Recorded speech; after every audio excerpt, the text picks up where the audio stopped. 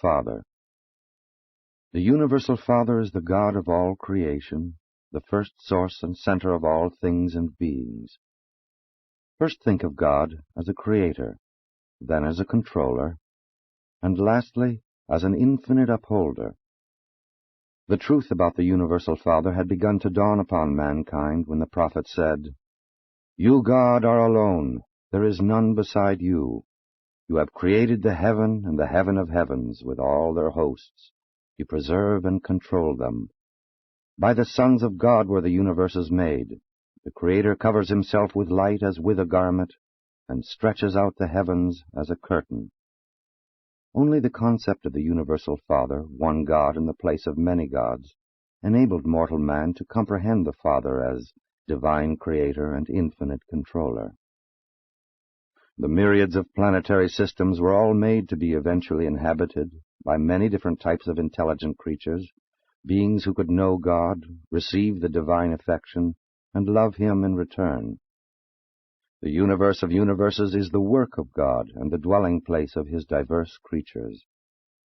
God created the heavens and formed the earth. He established the universe and created this world not in vain. He formed it to be inhabited. The enlightened worlds all recognize and worship the Universal Father, the eternal Maker and infinite upholder of all creation. The will creatures of universe upon universe have embarked upon the long, long paradise journey, the fascinating struggle of the eternal adventure of attaining God the Father. The transcendent goal of the children of time is to find the eternal God, to comprehend the divine nature, to recognize the Universal Father. God-knowing creatures have only one supreme ambition, just one consuming desire, and that is to become, as they are in their spheres, like Him as He is in His paradise perfection of personality and in His universal sphere of righteous supremacy.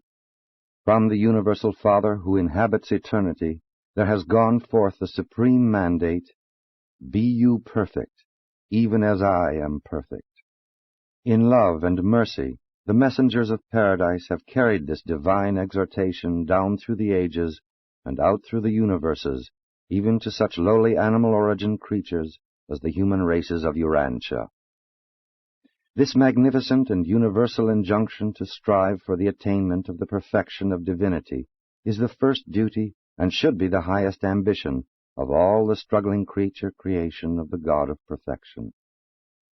This possibility of the attainment of divine perfection is the final and certain destiny of all man's eternal spiritual progress.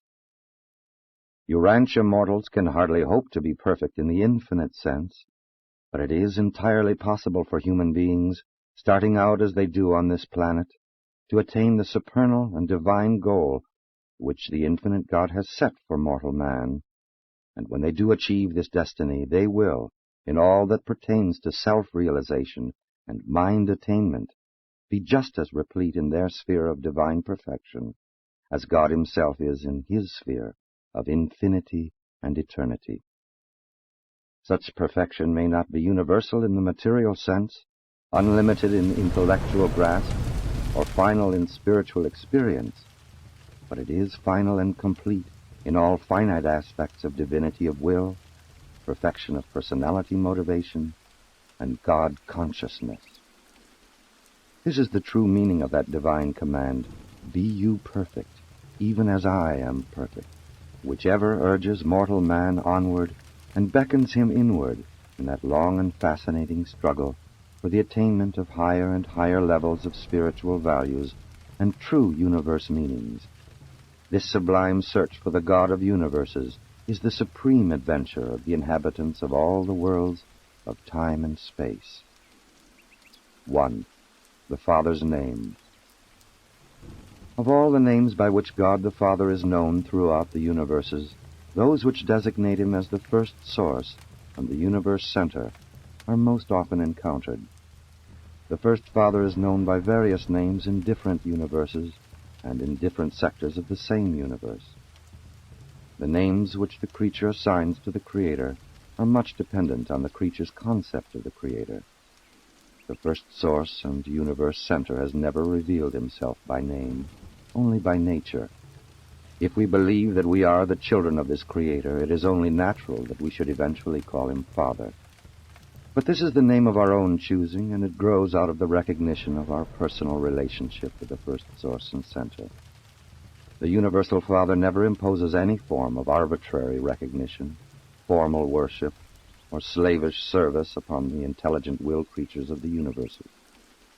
The evolutionary inhabitants of the worlds of time and space must of themselves, in their own hearts, recognize, love, and voluntarily worship him. The Creator refuses to coerce or compel the submission of the spiritual free wills of his material creatures. The affectionate dedication of the human will to the doing of the Father's will is man's choicest gift to God. In fact, such a consecration of creature will constitutes man's only possible gift of true value to the Paradise Father. In God, man lives, moves, and has his being. There is nothing which man can give to God except this choosing to abide by the Father's will, and such decisions, effected by the intelligent will creatures of the universes, constitute the reality of that true worship which is so satisfying to the love-dominated nature of the Creator Father.